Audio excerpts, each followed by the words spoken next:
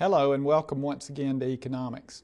In this session we're going to talk a little bit more about the idea of scarcity, and we're going to extend it a little bit by talking about the idea of opportunity cost, which is an economist's way of trying to get a grip on exactly how scarce something is. As you probably already guessed, you can kind of make a guess as to how scarce something is in our society based on its price. That is, we know that diamonds are more scarce than water because diamonds have a higher price than water does, and so that gives us a kind of an indication. In some societies there are no prices, and so we have to have another way of thinking about that. From a decision-making standpoint, we really need to be not thinking about dollars and cents as our definition of scarcity or cost, but to be thinking about what it is that we're giving up, what are we foregoing. So from a planning standpoint, it's not so important what the dollar and cent amount is, but what is it that you're having to do without. And so that leads us to the idea of scarcity in terms of opportunity cost. And so our big concept for today is the whole concept of opportunity cost. Scarcity forces us to make a choice. We have to give up something to get something else. In the last session we talked about there is no such thing as a free lunch. So opportunity cost is defined as the value of the best alternative that's foregone. What do you give up in order to get whatever it is you get? And we're going to look at two different examples. The first example is, what does it cost? What is the opportunity cost of a new car? Now, if you ask someone what is the cost of a new car, the first thing that they're going to tell you is it costs $20,475 or something of that sort. Or they might tell you the payment will be X amount. In terms of planning, and this is a big purchase, so you do need to plan it. In terms of planning, you need to think about what are you giving up as a result of this.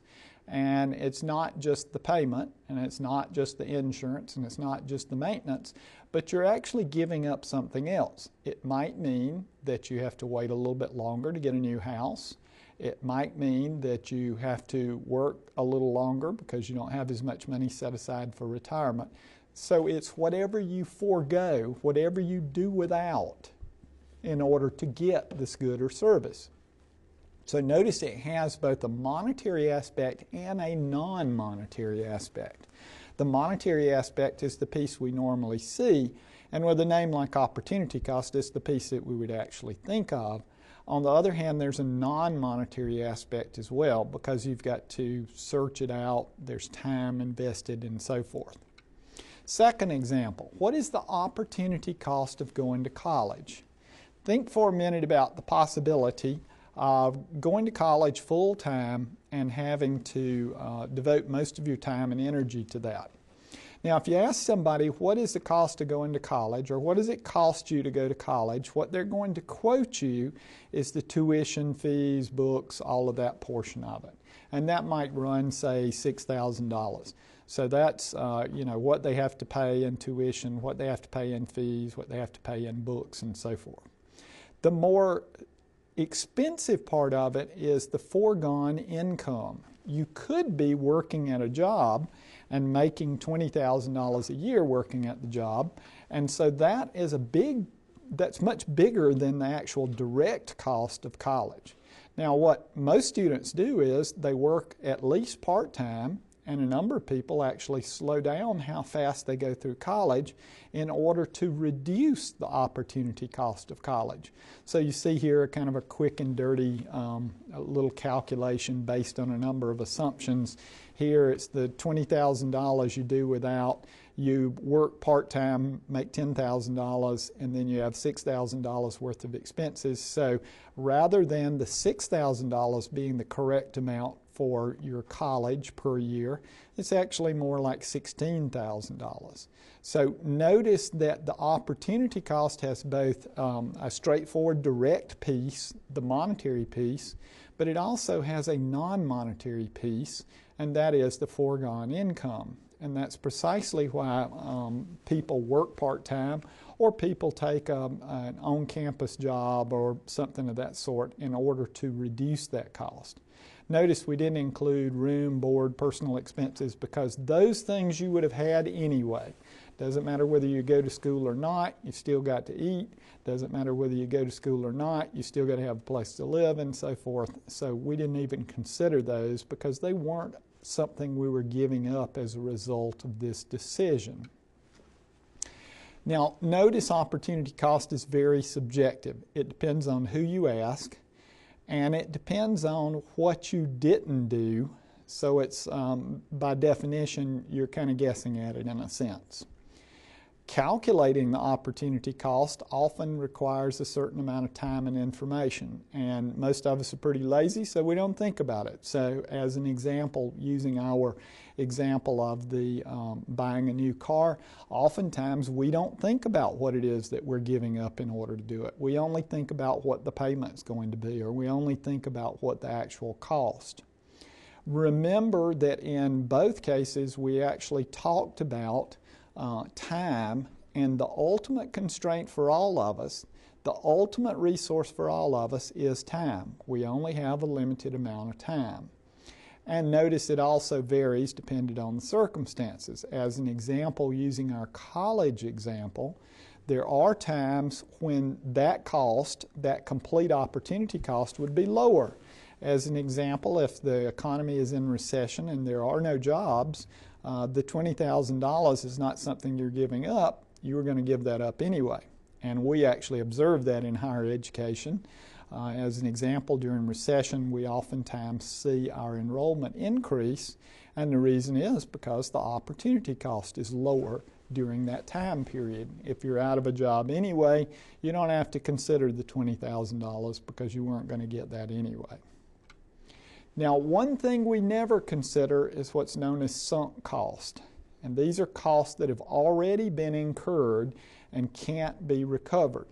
They do not affect our economic choices. So the fact that you have already spent the time and energy for the first 2 years of college doesn't affect your decision making on the last 2 years of college. It's not relevant. It's a sunk cost. That money is gone. That cost has already been incurred, and so we don't consider it. But we are back to a concept we talked about last time, and that is marginal benefit with marginal cost.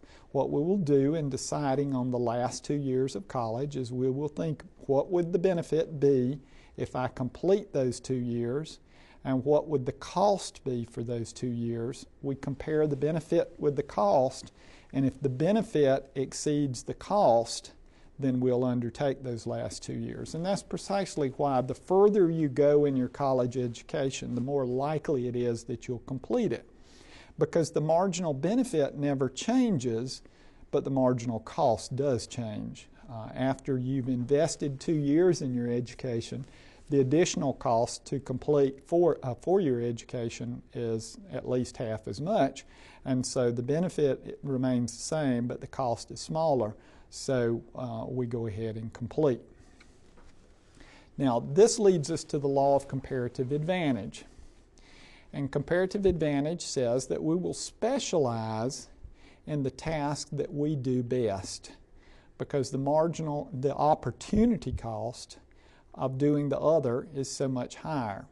So if we're particularly good at typing but not so good at ironing shirts, then we will type and hire somebody else to iron our shirts. And the result of that is it lowers our opportunity costs, and it leads us to specialization. It is much wiser for us to do the typing for somebody who likes to iron, and let them iron your shirts and their shirts, and you do their typing as well.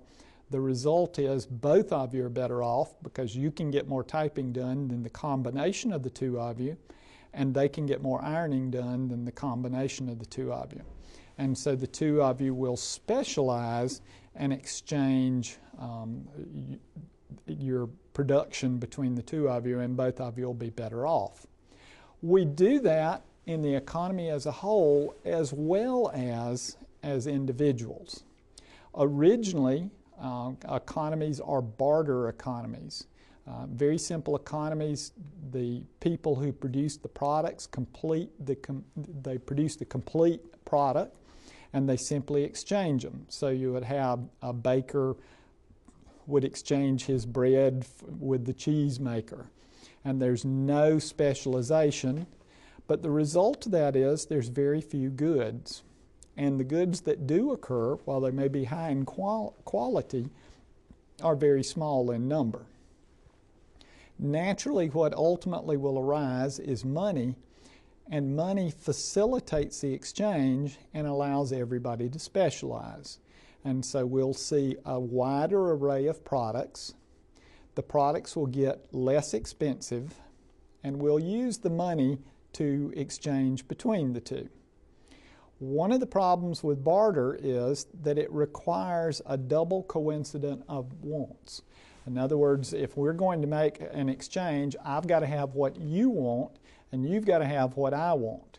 And in that sort of a system, we can't specialize much, because if I don't happen to know someone who makes the product that I want, then I can't make an exchange. So as money naturally arises, it allows us to all specialize, and the result of that specialization is that products become cheaper, we get a wider variety, we get a whole different variety in terms of quality and so forth, and so we're all better off. So the naturally arising money causes us to all be better off, and it causes us to all be able to participate in division of labor. Division of labor is simply the breaking of a job into many smaller parts. So as an example, instead of being a cobbler and making an entire pair of shoes, we would specialize. So we'd have one person who cuts out the leather, we'd have another person who sews the leather together, we'd have a third person who sews the soles on, and so forth. This is called specialization. It's done for a couple of reasons, but the primary reason, the reason it ultimately wins, is because it increases our productivity. As people do a particular part of it, as the guy who does nothing but cut out the leather does it more and more, he gets better and better at it. As the guy who does nothing but sewing does it more and more, he gets better and better at it. It might also be the case that that's his preference. He likes to sew, but he doesn't care anything about cutting it out. He doesn't care anything about putting on soles. Or perhaps he has a natural ability to sew. He's just particularly dexterous with his hands or something of that sort. And so as a result, we get more productive and more efficient. As he does it more and more, he figures out better and better ways to do it. And so as a result, he gets more and more efficient, and probably also gets higher and higher quality as a result. It's also the case that we get more productive because we don't have to shift between tasks. He doesn't have to stop sewing and start cutting out another piece of leather. He doesn't have to stop sewing and put the sole on. And it's also the case that he oftentimes can begin to use machinery. It's worth his while to have a sewing machine to sew the pieces together because that's all he does is sew the pieces together. Downside of it, it's repetitive, it gets routine, it gets tedious. It's fun right to begin with, but after you've done it day after day after day, you get tired of doing it, and perhaps you don't even think about it anymore. In our society, ultimately, these routine sorts of tasks are done by machines, or more modernly are done by robots, and so as a result, we do away with the repetitive nature and the tedious nature of it. Now, the idea of opportunity cost leads us naturally to a thing that's a kind of a fundamental idea in economics. It's called the production possibilities frontier. It's also sometimes referred to as production possibilities curve, and it's simply an attempt at modeling the maximum levels of production for two goods or two services, and how we can go about making our decision about the combinations which are possible for us. So what we want to do is we want to think about a process or think about a situation in which there are two goods or two services, and how would we decide between how many of one and how many of the other that we end up producing? Remember, it's production possibilities frontier. So you could think about, well, how many loaves of bread and how many cakes can we make with our bakery, and what would be the blend between those? How would they compare as we move from one to the other? Now, you may be thinking, well, production, typically we'd produce more than two products. And all of the ideas that we use here can be extended and can, in fact, go to 3, 4, 5 products, or as many products as you have. Unfortunately, the graph gets a little bit complicated when we go beyond 2. So we simplify to only 2 products in order to make it easy for us to draw and to come to some conclusions about what's going to happen. So let's talk about a particular use of this and some of the assumptions that underlie it. And the particular one that we're going to look at is what happens in the economy as a whole as we make our choices between consumer goods and capital goods. So what assumptions are we going to make? We're going to assume there are only 2 goods. You're either producing consumer goods or you're producing capital goods. We're looking at the production for a single year. In that year, we only have a certain amount of resources, both in their quantity and their quality. The technology that's available to us is fixed, and the rules of the game are fixed. And so if we look at that, we're going to look at all of the possible combinations of the 2 goods that can be produced, and we're going to look and see where are the efficient combinations and where are the inefficient combinations. So we might end up with a drawing that looks something like this. Here we're looking at the production of millions of units of consumer goods and millions of units of capital goods. And you see along this curve, and this is a PP frontier, but you see along this curve you see various different combinations. So combination C, as an example, is 43 million units of consumer goods and 20 million units of capital goods. If you move to production level D, we have 34 million units of consumer goods and 30 million units of capital goods. Now, first thing you should notice about that is as we increase the amount of one good, we lose production in terms of the other good. And it turns out not only do we lose production, but as we're going to see in a second, under certain circumstances, we may lose a lot as a result of it. All of the points you see identified here and all of the ones in between them are said to be efficient production. So points A, B, C, D, E, and F are all efficient production, which essentially means that given the quantity of resources that we have available and given the technology that we have available, that's as good as it's going to get. Point I, however, is said to be inefficient. At point I, we only produce 20 million units of consumer goods and 20 million units of capital goods. Notice we could move either to point C or point D. Point D would be a really good point to move to, because if we move to D, we would get more consumer goods and more capital goods.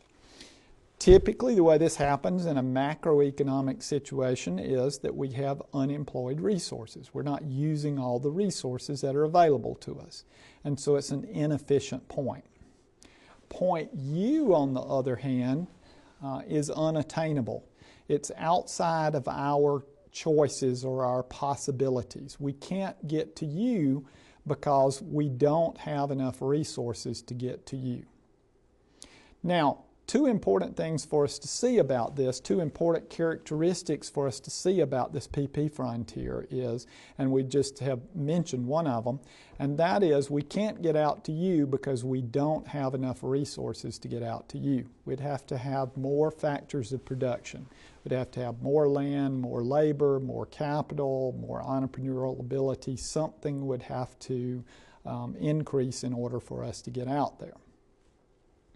Another important point for us to see is that this line is not straight. which means the trade-off between consumer goods and capital goods is not constant. As we move from one point to the other, the amount we're giving up changes. And this is known as the law of increasing opportunity cost. As we move from one point to the other, the opportunity cost, and remember here the opportunity cost is what we're giving up of the other good, changes and ultimately will increase. So as I move from producing more as I move to produce more consumer goods, I have to give up capital goods, and ultimately I'll have to give up more and more capital goods to get a little bit more. So let's look at 2 points here. If you look at going from point D to point C, I pick up roughly 9 million units of consumer goods going from D to C, and I give up 10 million units of capital goods to get there. But notice as we go from C to B, I only get 5 additional million units of consumer goods, but I still give up 10 million units of capital goods. So the opportunity cost of going from C to B is higher than the opportunity cost of going from D to C. Now the natural question is, why does it work that way? What occurs to cause that to be the case? And the answer is that while we think of resources generically, that is, we think of resources in categories, the truth of the matter is resources are not equally good at producing different things. So we start out using resources that are particularly good at making consumer goods and resources that are particularly good at making capital goods to produce consumer goods and to produce capital goods. But ultimately, as we produce more and more consumer goods, we have to use resources which were better suited to make capital goods to make consumer goods. Now that's an awful lot of work, so let's think about that for a minute. Suppose we were looking at a farm and we were riding with a farmer, and the farmer took us around to see the various different fields. What he would describe to us is the attributes of the various different fields. So he might point to a field and say, that's a great corn field. And what he means by that is that if you grow corn on that particular field, it has a very high yield.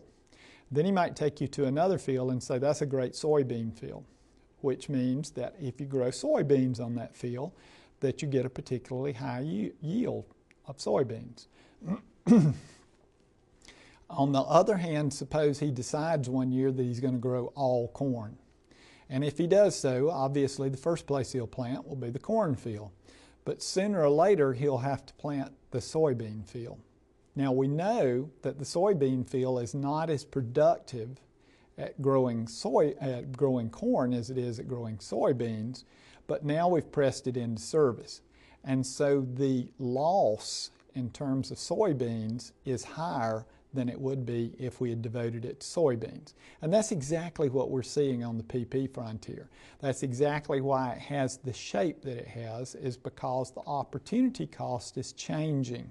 The opportunity cost is actually increasing as a result of our specialization in one particular thing. So as we move up that PP frontier to more and more consumer goods, we have to give up more and more capital goods to get there. And so that's referred to as the law of increasing opportunity cost. Again, it only occurs because resources are not equally adept at producing the different products. Now, we also need to recognize one characteristic that we talked about a second ago, and that is that the PP frontier is positioned where it is due to the resource availability. We might want to ask the question, how could we increase it? How could we shift that curve out? We can't do anything about the shape, but how could we shift it out? Well, one way of shifting it out would be to increase the size, that is the number of people in the labor force, or the health of the labor force. Or we could increase the amount of capital that was available to us. Notice we're kind of making the assumption that we can't do a whole lot about the amount of land that's available to us. Or we could change the technology. Remember, we made the assumption that the technology is not changeable, but if we were to develop technology, we would employ that in order to get more product out of the same resources, or we could change the rules of the game to make an improvement. And the rules of the game are the institutions that determine how we produce goods and services, and it too could shift out the PP frontier. So if we were to have an increase in resources, then we would see the PP frontier move from, we've got it drawn here, the darker one, A to F. We would have it shift from A to F to A prime to F prime. So this is an example where we've had an increase in labor, or we've had an increase in capital that's available to us. Could be an increase in land, although we didn't talk about that one. In panel B here, we've actually had a decrease in available resources. So we've got less workers, or we've got less capital, or something of that sort. On the other hand, if we were to change the technology, change the ability to produce the same amount, it typically does not move symmetrically. Typically, technological changes will benefit one particular category more than it does the other. So here we don't get a parallel shift. What we get is one is benefited and the other is not benefited as much. Now, what did we mean by rules of the game?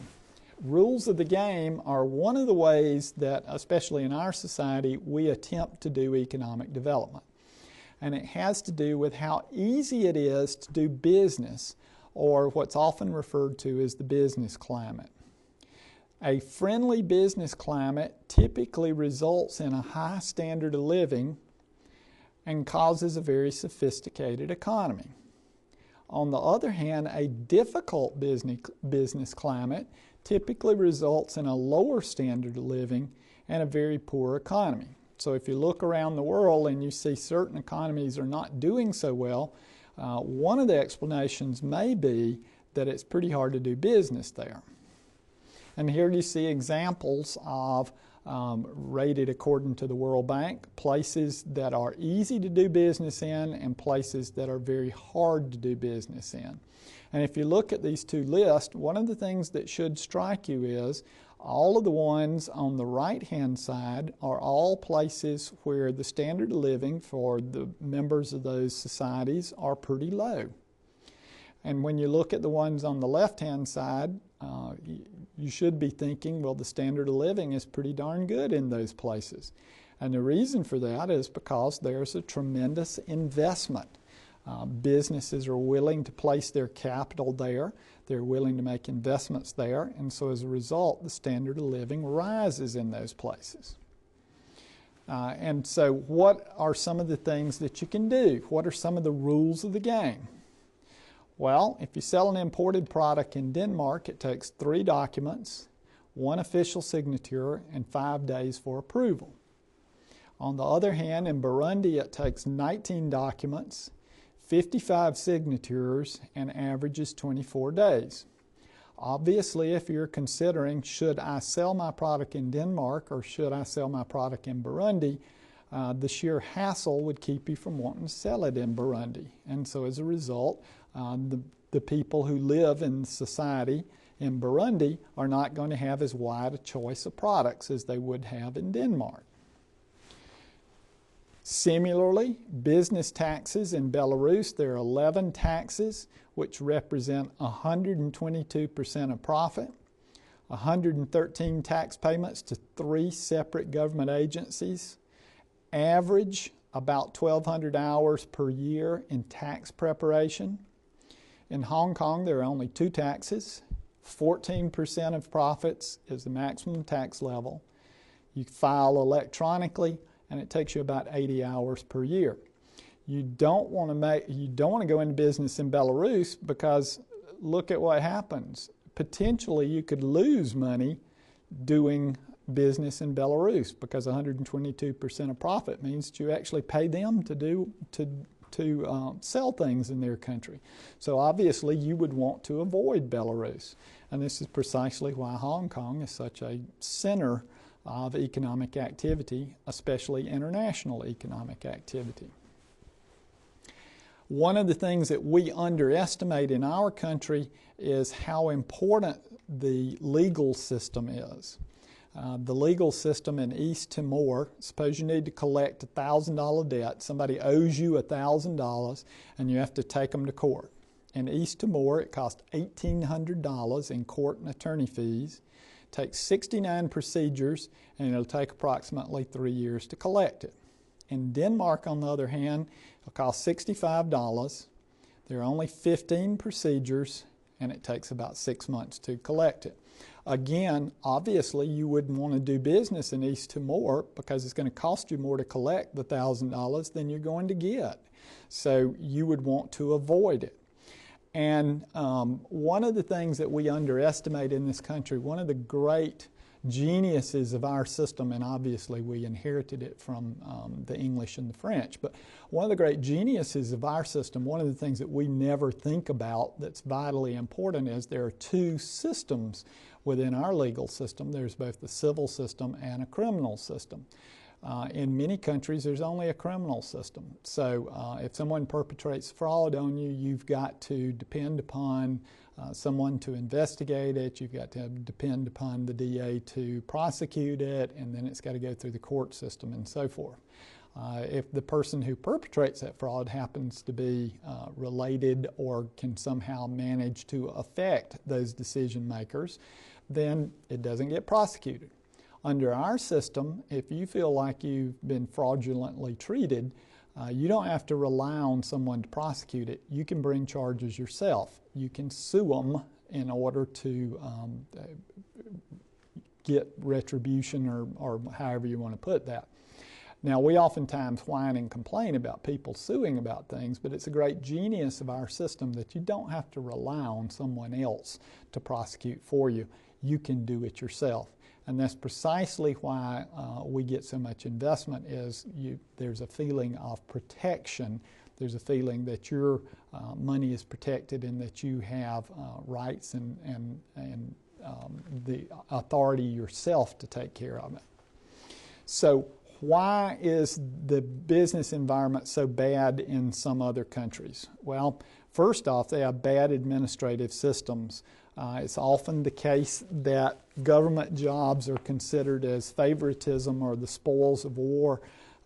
When you win election, you place all of your family in governmental jobs, and so as a result, they don't really care, nor is it necessary for them to care about doing a good job.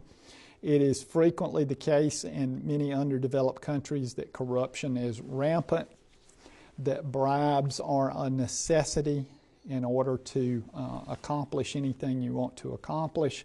And so as a result, the system doesn't work very well to protect people. And so as a result, the economy does not develop very well. So what do we learn from the PPF? What do we learn from the Production Possibilities Frontier? We learn that efficiency is achievable, but it requires our planning, our know-how in order to get there. We also got from it the law of increasing opportunity cost and the fact that if we push production in one direction or the other, that there's not only going to be an opportunity cost, but there's going to be an increasing opportunity cost. And we also learned that in order to gain or grow, ultimately we have to get new or additional resources in order to increase our productive capacity.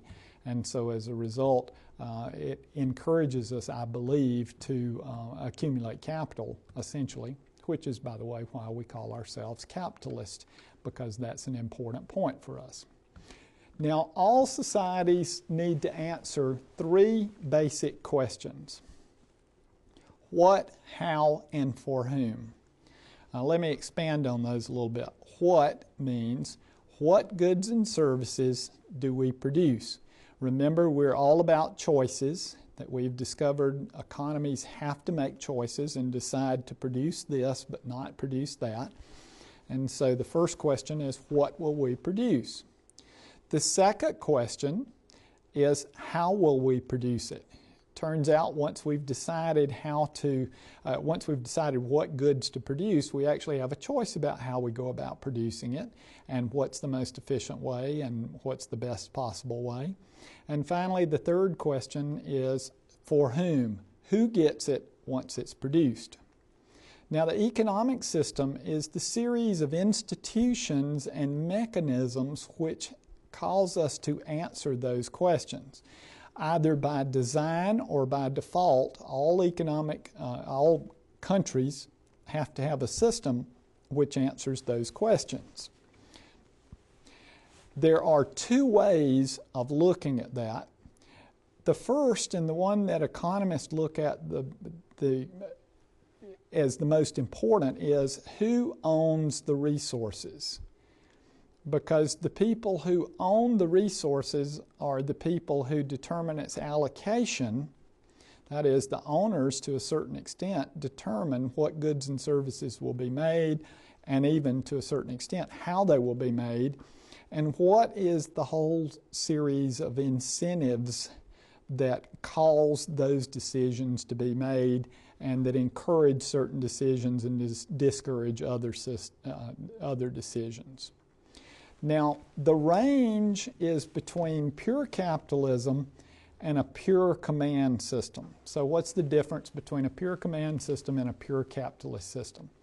In a pure command system, someone is charged with the responsibility of answering those three questions. So there's someone who has the responsibility of determining what goods and services will be produced, how they'll be produced, and for whom. So if you go back as an example to the old USSR, there was an entire bureaucracy, there was an entire department whose sole responsibility was to determine what goods and services would be produced and who would produce them and so forth. So there's someone whose responsibility was to determine how many shoes, how many boots, what color, which factories will they be made in, and so forth. And so they would determine all the goods and services that were to be produced, and then they would give orders or commands to all of the underlying plants and responsible managers and so forth. So the manager of a shoe factory would get a call that would say, you're to manufacture X number of shoes and X number of boots in the following sizes and the following colors, and the leather is on its way to you, and you've already got the people working for you that are supposed to work for you. Obviously, that's kind of an alien concept for us in the United States. So how do we determine it? Well, we determine it through a market, which simply means that if you want to encourage the shoe manufacturer to make more brown shoes, then you buy brown shoes. If you want to discourage them from making black shoes, then you don't buy black shoes. And so the result of that is that we get the things that we have encouraged them to do. We encourage them to produce them in such a fashion that it's very efficient. And so that answers the how. And the for whom is determined by who has the money. Whoever has the money are the people who end up with the goods and services. And so we're a capitalist system, we're a market-based system, which determines all of these decisions. Now, under pure capitalism, individuals have property rights. Individuals own all of the resources, and individuals answer the three questions. The goods that are produced are the most valued goods. There is voluntary buying and selling. And in 1776, Adam Smith wrote a book in which he said, the invisible hand determines what's to be produced. And essentially what he meant was the market guides the producers to produce certain products and guides them not to produce others. Now, there are problems with that, however. One problem is that there's no central authority. One of the advantages of having a planning system is you're always moving in the same direction. But as we've said before, people have a tendency to change their minds about things, and so as a result, we might make brown shoes for a while, and then we might decide, no, we like black shoes instead. People with no resources have no say. And ultimately, under pure capitalism, people with no resources would actually starve. Under pure capitalism, we have a tendency to create monopolies, which is a single producer of a good or service for which there is no ready substitute. So what happens is we get more and more concentration, and this is precisely what Karl Marx was writing about when he fathered socialism and communism. There are side effects sometimes for people that are not involved in the transaction, and this is known as an externality. That is, people who you may make a transaction with someone and it may have the side or consequence of affecting someone who's not a party to the transaction. And capitalism does not have any way of producing public goods, where public goods are goods or services for which consumption by one person does not preclude consumption by another person. And you may be wondering, well, exactly what would that be? Well, the best example of that is a road. With a road, when I use the road, it doesn't preclude you from using the road. And pure capitalism cannot produce that kind of good. Primary reason it can't is because it can't price it. It can't figure out what to charge for it because it doesn't know how many people are going to actually be using it. So you'll note that there are a lot of things produced in our society produced by government, and the reason they are is because they're public goods. They would not be produced otherwise. Under a pure command system, you have public or communal ownership of the property. Public ownership or governmental ownership is known as socialism. Communal ownership is known as communism. Public ownership or government ownership of all the factors of production is different from communal ownership. Communal ownership means that everyone owns a piece of it, or we all own it together, is one way of looking at that. You have a central plan to direct the resources and coordinate production. As I said, communism is a variant of this. Both of them are the result of the thinking of Karl Marx, and they've been extended somewhat from his original ideas. But the idea essentially is, or the major thing that Karl Marx was writing about, was the idea that power would be concentrated under a capitalistic system. What are some of the flaws of a command system? Well, it's terribly inefficient. The resources have no incentive to be productive. There's no reason for you to want to work because you don't receive any more if you want to work. You don't receive any less if you don't work. It typically results in the preferences of the planners being exhibited. That is, if you particularly like boots instead of shoes, then you're going to command everyone to do boots instead of shoes.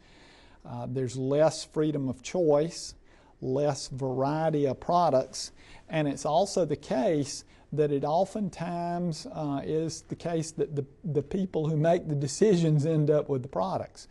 Since they also make the decision about who receives the product, they oftentimes end up with the product, and that's their decision making. It's kind of, in some ways, it's a much more traditional system, although typically communistic and socialistic thinkers think of it as a very modern system, a very new system, an improved capitalistic system. It's actually a traditional system because if you go back to pre-industrial societies, essentially whoever was in charge made those decisions. So the king made that decision, or the prince, or whomever the local authority was made all of those decisions. And so as a result, it is actually a much more traditional system. Now, our system is not uniquely capitalistic. It's not completely capitalistic. Kind of made that point a second ago when we were talking about public goods. It's actually a mixed system. and all societies are mixed systems. Planned societies, for the most part, planned economic systems have some components of capitalism, as indeed ours has some components of socialism and communism. In our society, there are some industries that are owned by the government. Defense is a good example of that. You don't get to determine how many new missiles there'll be and how many new planes there'll be, because that is a socialist component of our economic system. There are also some communistic components of it. National parks is a good example of a piece that's held in common. It's owned by all of us. The National Mall is held in common. It's owned by all of us. It's not owned by the government. It's not owned by individuals. So all societies are mixed in nature. One of the trends that we see is both are moving more toward the middle. In capitalistic economies, we're seeing larger and larger role of government. In planned economies, we're seeing larger and larger role for markets. And in fact, there are very few truly planned economies anymore. Government is also regulating the private sector in both cases.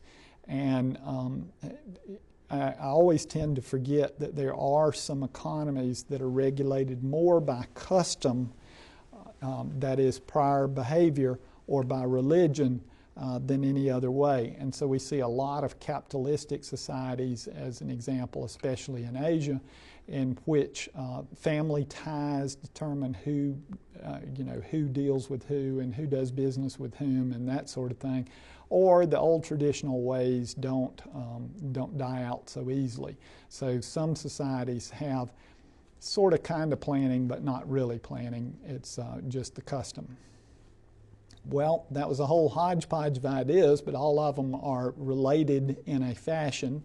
And that kind of wraps us up in terms of the background things that we need to have in order to talk about what goes on in the future. I'll see you again next time. Good to have you with us.